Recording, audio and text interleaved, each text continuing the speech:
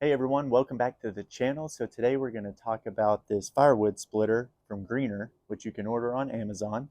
It's an 11-inch diameter on the hole here.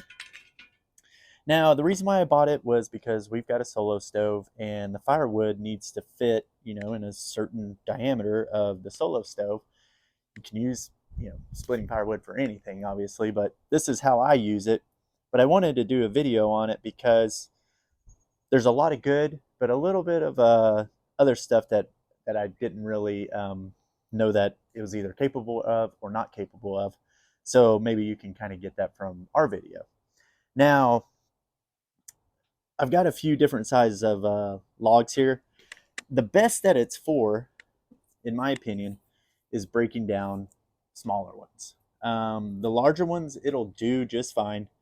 It just, the smaller ones for your campfire and stuff are just does a lot better. So let me show you here. And what I usually use is a sledge. I think this is like a 2 to 4 pound sledge. 4. So you place it on there. Now the other thing is on this splitter, it does have holes in the bottom to mount it to a surface so it doesn't move around on you a lot. I just kind of keep it over here by the fire for us because I don't use it for large material. So it can be attached to, like, if you have an old stump or something like that, which would help a lot for the big stuff. So I just give it a little tap to get it started. Now this is oak. I do want to point that out, that this is a branch off our bur oak. So I'm using hardwood here. And then once you get it started, it will split just a little bit and hold, and then just boop, boop, boop, and away you go. Now, the thing you got to keep in mind when you're using this thing is don't get swinging away and bust your knuckles on this outer rim. So it doesn't take much. And then you've got a nice split for your Kindle there, or Kindling, not Kindle. Okay, but to really show this thing off, let's so this is from, let's see here. This one is from a ball cypress. All right. And as you can see, this is 11 inches right here across. So it takes up quite a bit. So we're probably looking, like probably about like 5 or so inches for this split already that I've done previously. If you're going to be using it for something larger like this, it does work pretty good splitting that stuff. Not so much with your hand sledge. So whenever you get it started, it does help to maybe get it started with the hand sledge, something like that. And then you come in, this sledge is probably like a 42 pounder, even though the sticker says 8. Yeah, it's probably 42. Anyway, come in, boom, hit that sucker, and it does split apart. When you're doing something this heavy with this much weight and this size of material, it's probably a better idea to have this sucker bolted down to something, because it'll go flying on you. So I would recommend it for that, or recommend that, bolting it down, securing it properly before you use the larger material.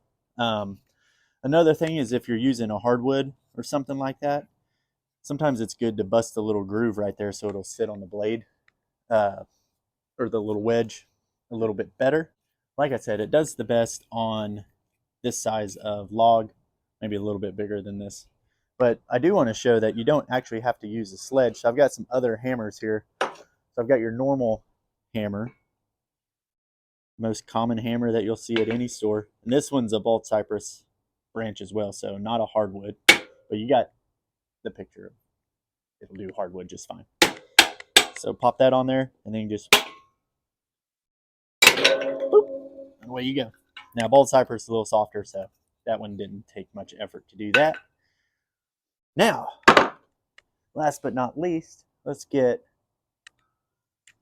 one more little branch here. So this is bur oak, and this is a small, like a little picture frame nailing hammer, little pin hammer. So not much weight to this. Let's see if it'll do it.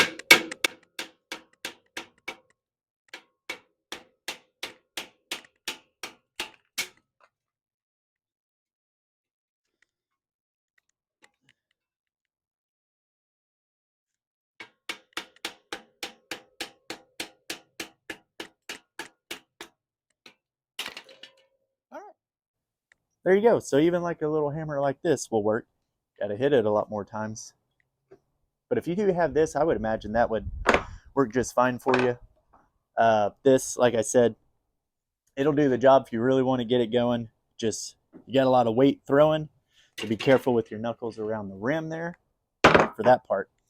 So again, my overall view on this is it works great for the smaller stuff. The way it's built, you've got your steel here. The only thing is, I think if you're using it for larger products, I mean, the welds are okay. It's not like it's got dimes laid on itself or anything like that. But I just don't know. I haven't broke it yet. I'll just say that.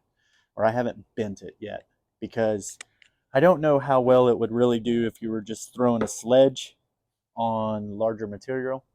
Um, if it would maintain something like that very well. So that's kind of debatable for me. Like I said, I haven't used it enough with the larger stuff to really try to break this thing or even bend it, harm it in any way.